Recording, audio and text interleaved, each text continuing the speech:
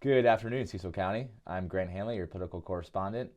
We have an exciting interview for you today. Joining me is current County Executive Adam Streight. Adam, welcome to the show, sir. Oh, thank you, Grant. It's nice seeing you. It's great to be back. Yeah, we're happy to have you back in the studio. Always a pleasure, Adam. You've been busy. I think we're nearing the 100-day mark. If are we there around 100 days since you've been? I think we're coming up on 90, Yeah, so 90. it's getting close. Yeah. Well, there's a lot of hot topics we want to get into and not too much time, so let's jump right in. Economic development. It's a hot button term. One of the biggest issues we see here in Cecil County. One of the biggest fights you're having with economic development is the enterprise zones. Yeah. Before we get into the issue with enterprise zones that you're facing, what is an enterprise zone and why does the county ever bother to leverage them? So the enterprise zone is an area of Cecil County that encompasses basically the Route 40 I-95 corridor.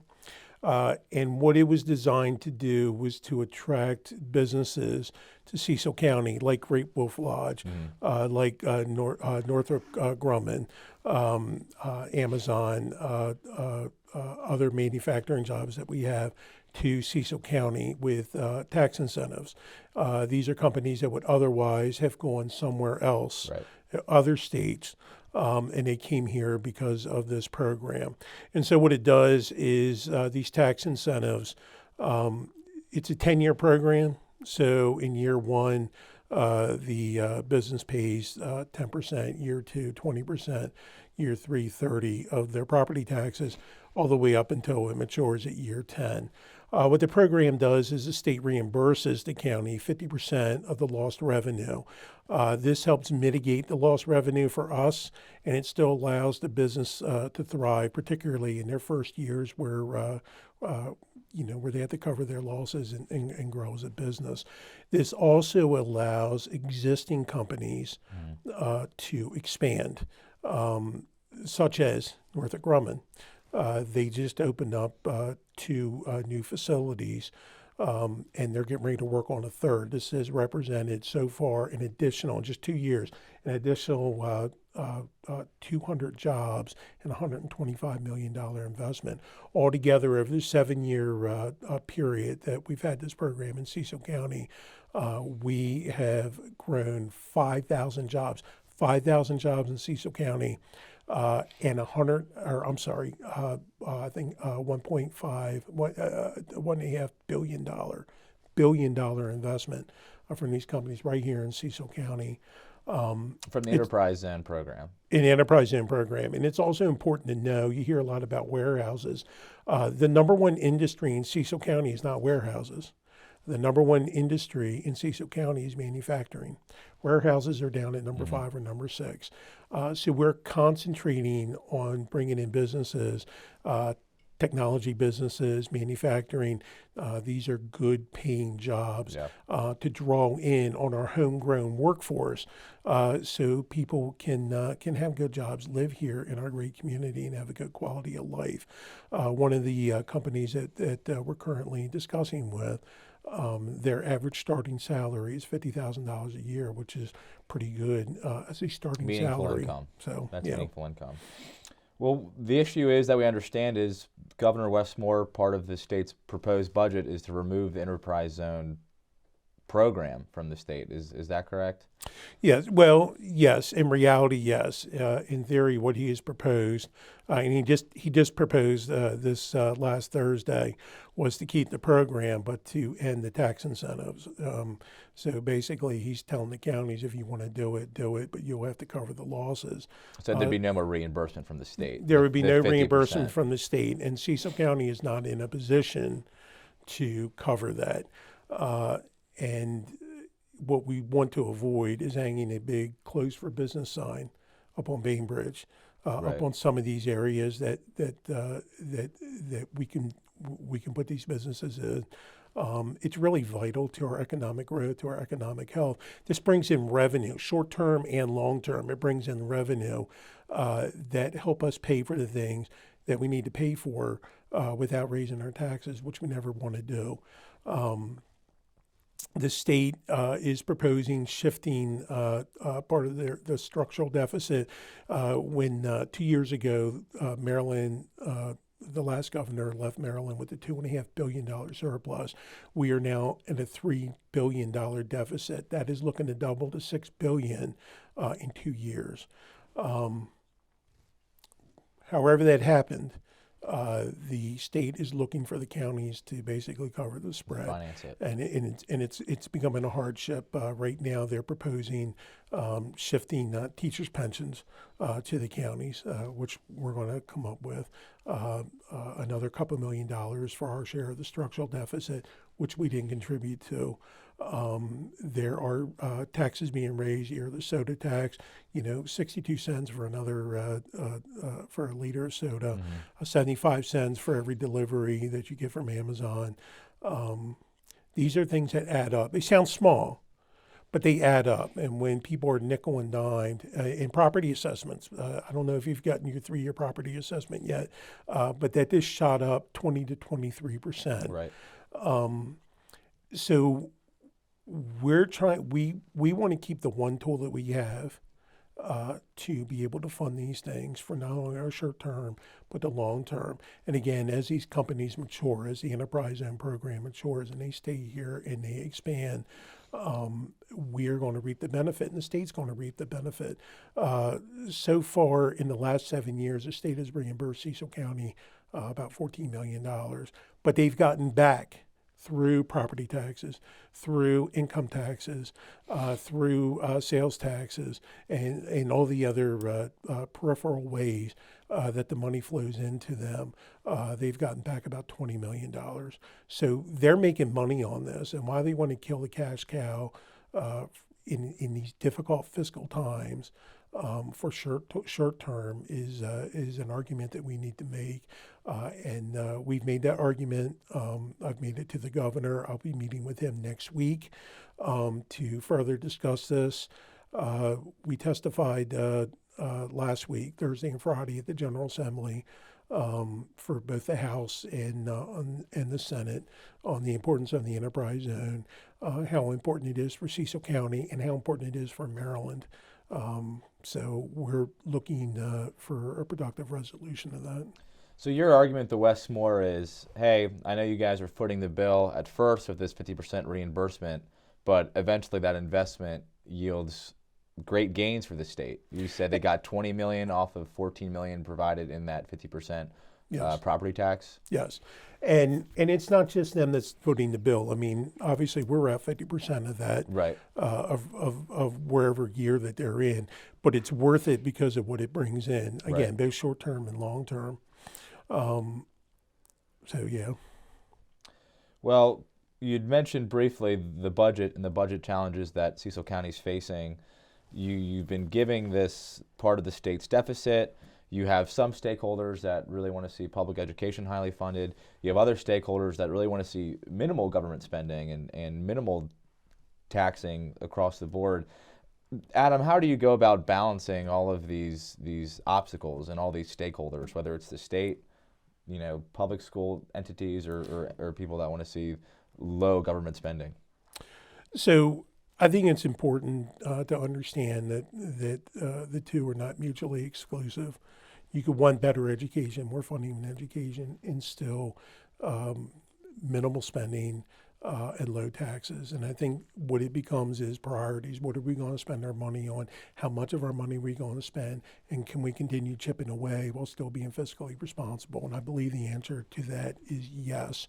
We're in pretty good shape right now. Obviously, I was feeling better about the budget 2 months ago than I am right now.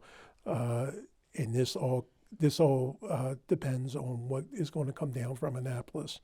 And it's fluid. So we're working on our end. Unfortunately, we're in a position where by county charter, we have to submit a budget to the county council by April 1st.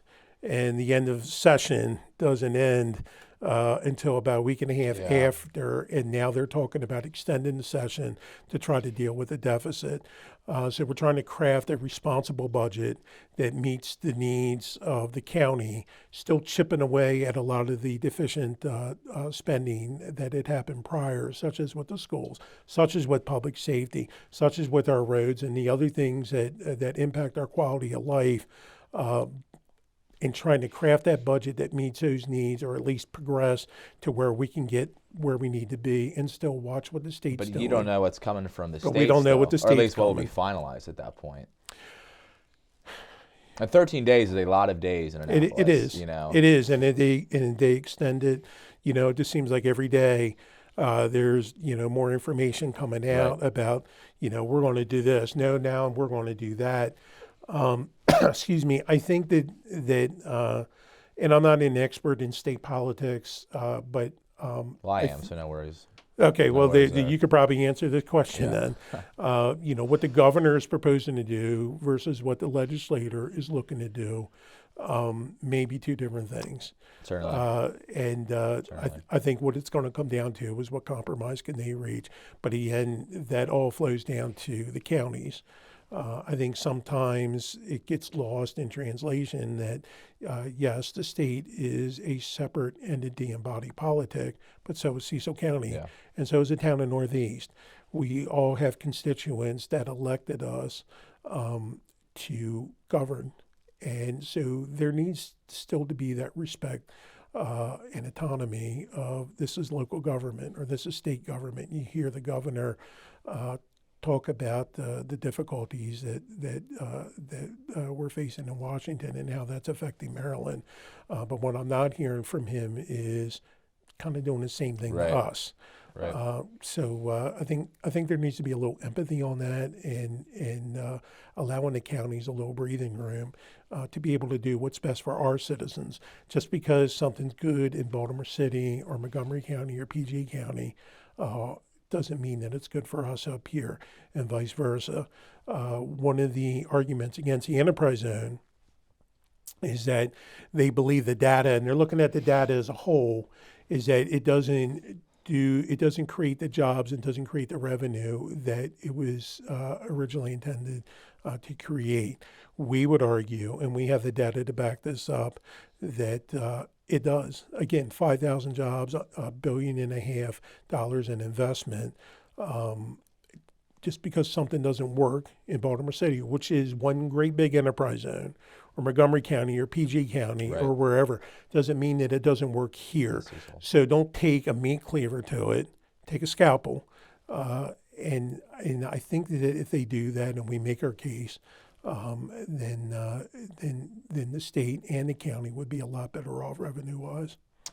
When you get handed a budget mandate over $1 million that you weren't anticipating, and this is for the state's deficit that the counties are taking on, what is your funding mechanism to handle that? Well, fortunately, our revenues have increased. We see additional surpluses, and we're going to be good on that this year. Listen, the county's in good financial shape, but what we don't want to do is take the fund balance and use it in the operating budget. The reason is because as the state has shown, we don't know what's coming down the pike. Right. Even if we're able to mitigate the pain this year, there's always next year. When you're staring at a $6 billion deficit in just a couple years, and they're looking at the county as the piggy bank. Yeah. I think far too often, especially with many members of the legislature down there that come from counties that have high taxes and are used to this sort of thing, they see us as, well, raise your tax rates like the rest of us. Our response to that is don't penalize us because we've been responsible with our money. We live within our means. And as long as I'm county executive, we're going to continually live within our means. And we don't want to burden our citizens with tax increases, particularly to pay for things that had nothing to do with us. I don't see our fund balance as a bailout. So, again, there were things that we wanted to tackle, we're still able to tackle, but we're kind of watching with bated breath because we don't want that fund balance to go down because we may need that because we don't want to cut essential services later down. I don't want to lay off employees.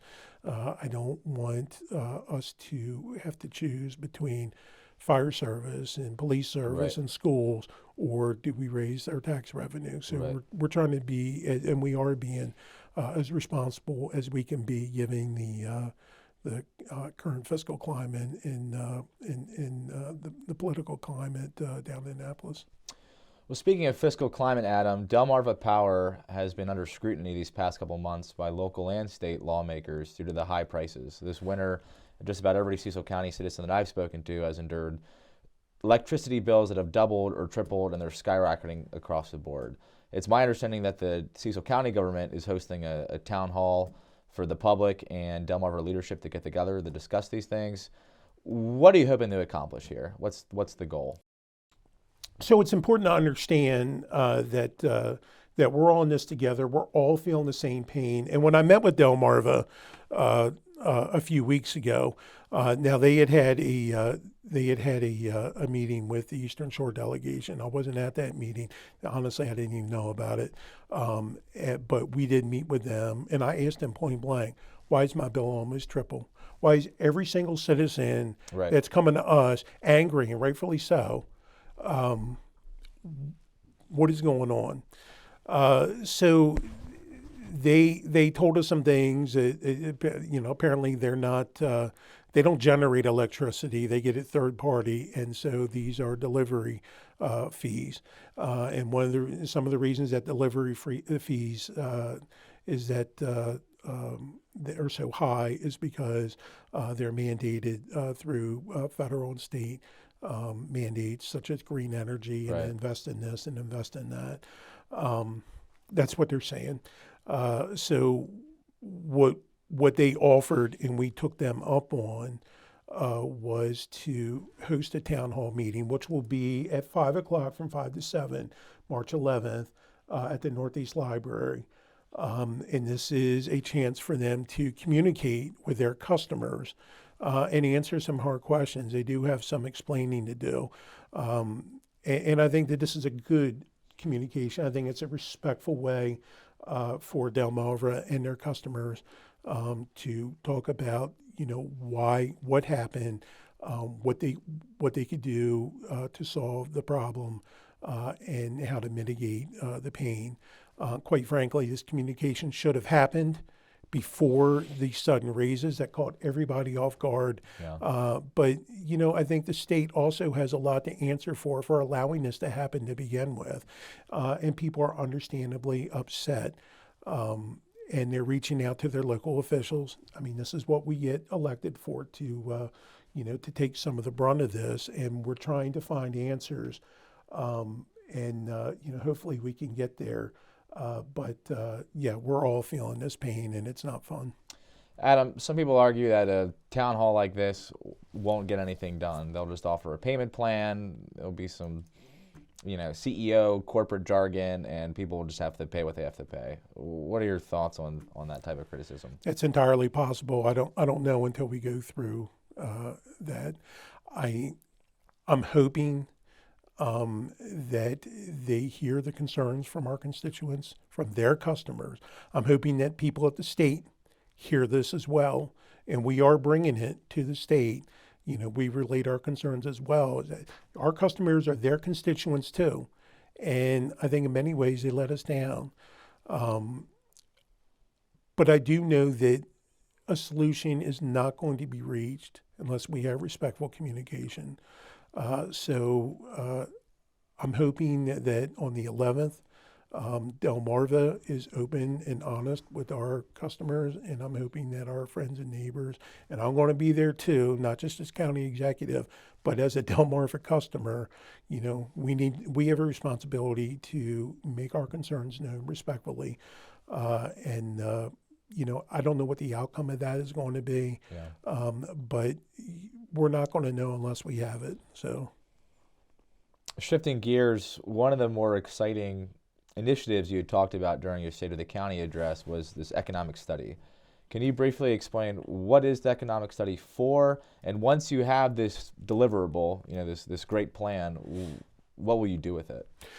So we knew early on when I came in that we needed a new economic study to try to understand what the landscape is, what is feasible for us to economically grow. Most counties do an economic study every 5 years. It's been 13 years since our last one. Obviously, things have changed. Sure. Technology's changed, landscape has changed, zoning's changed, everything has changed.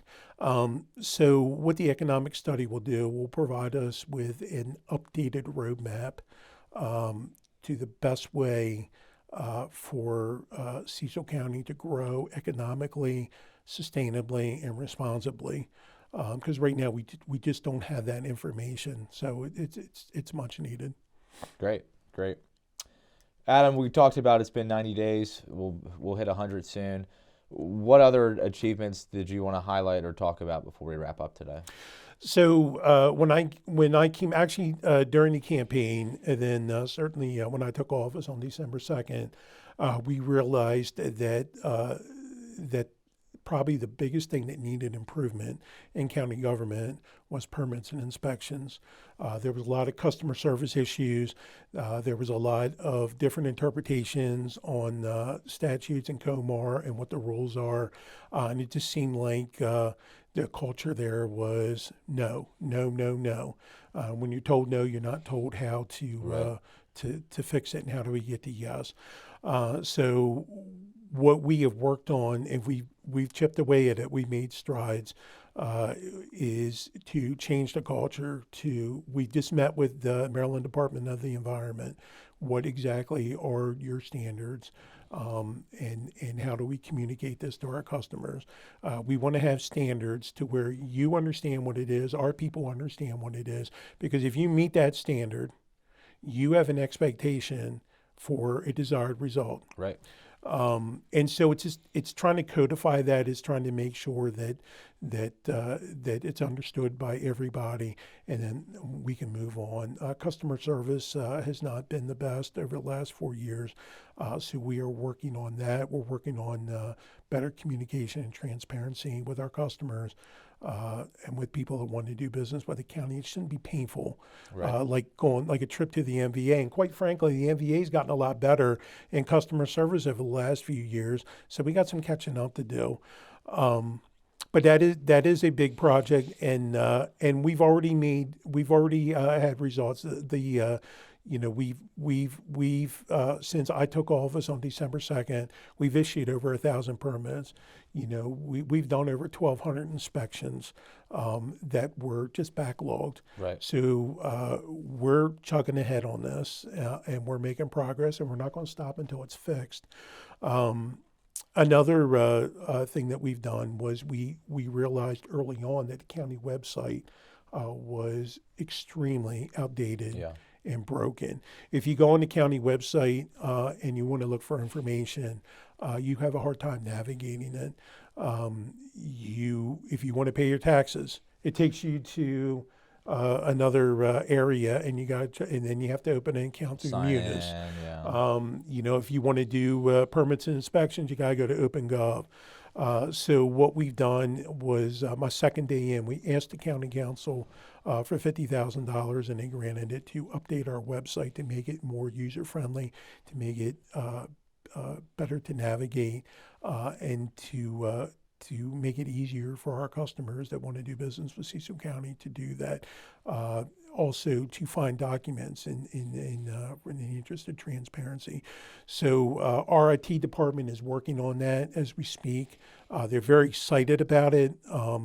And they're constantly giving me updates, and they're really excited about this. And our goal, the target date is toward the end of summer, beginning of fall. Definitely by the end of the year, but we're hoping to go live with this by the end of summer, beginning of fall.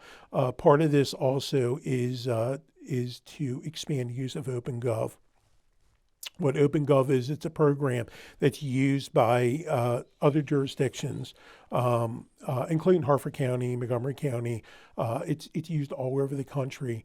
It's our one-stop shop, for finance, for permits and inspections, for this, for that. We're eventually going to expand that. It's probably going to be a couple-year project, but we're eventually going to expand that.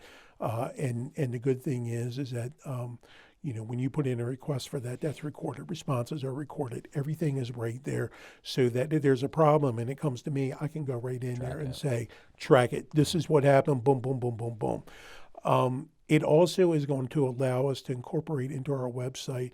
If you look at Tempe, Arizona, for example, they've been doing this for 15 years with OpenGov, and you can look at any statistic on there. And that you want to find. For example, they talk about ambulance calls, ALS calls, and they say their goal is from the time 911's called until an ambulance comes to your door, they want to be 8 minutes. And they rate themselves. This year it was, I don't know what it was, 63% of the calls met that criteria. Last year, I think it was a little higher, or a little lower. They're trying to go higher, right? They want to get to 100%. Right. Obviously, that doesn't necessarily fit here because we're in a rural county. But what that does do is it allows a report card for county government that's accountable to the people. This is our goal. This is where we were. This is where we are right now. This is the OpenGov software? This is OpenGov that will allow software, this and you tracking? can incorporate into our county website. One of the things that is important to the Streight administration is we are a database government. We make database decisions, not from our gut, not because this is what we've always done. What does the data tell us is the best decision, and we go with that. And to do that, I have to have accurate data, and OpenGov does that. The council needs access because remember, the council is our legislative branch, and they serve as a check on the executive as they should per our charter. They have to have access to the exact same data that the executive has to make sure that we're making the right decisions. And you as a citizen will have access to the exact same data that the executive branch, the legislative branch has, so that that we are transparent in the decisions that we're making. And again, it's a report card. You can look and you can say, okay, this is where we were. This is where we're at. This is where we want to be. How are we doing on this? So it's a really neat. It's going to take us a little bit to get there, but that's we're hoping to have this fully operational certainly before the end of my first term. So it's pretty exciting. You're investing in new technologies, a new website. You're trying to craft a budget where you don't know exactly what all the unfunded mandates will yield from the state. You have people outraged about electricity bill, and it's only been about 90 days so far, but it seems like you're up for the task and these challenges. I love my job. Yeah. I love my job. I have not, the challenges are there, but I have not had a bad day at work yet. I love coming to work every day. My last job, I'm a retired police officer. I retired from the Cecil County Sheriff's Office after 25 years. And my sole job there, if you boil down police work, was solving problems. You call 911, I come to your door, you expect me to solve your problem, sometimes within 5 minutes. Sure. Or at least try to point you in the right direction. So that's been basically the lighthouse of my administration is what can we do to solve problems. So we're looking at it. We're educating ourselves. People reach out to me all the time. I do answer my emails, and they have a problem. We try to solve. Now maybe we can't solve your problem, but we're going to try. So I haven't had a bad day yet. I can't believe I get to do this for a living. I love Cecil County. I love serving Cecil County. I've served Cecil County now going on 26 years. And to just be able to do this with is such an honor and such a privilege. And I want you to know that your county and our Cecil County employees are incredible. And they're now being allowed to do their job. And we're working hard every day to make your life better, and that's our goal. Adam, thank you for coming on to the show today. For our viewers at home, check out the video, share, subscribe, wherever you get your social media platform at. I'm Grant Handley, your political correspondent. Joining me today, Adam Streight, our County Executive. Thank you for watching. Have a good night. Thank you.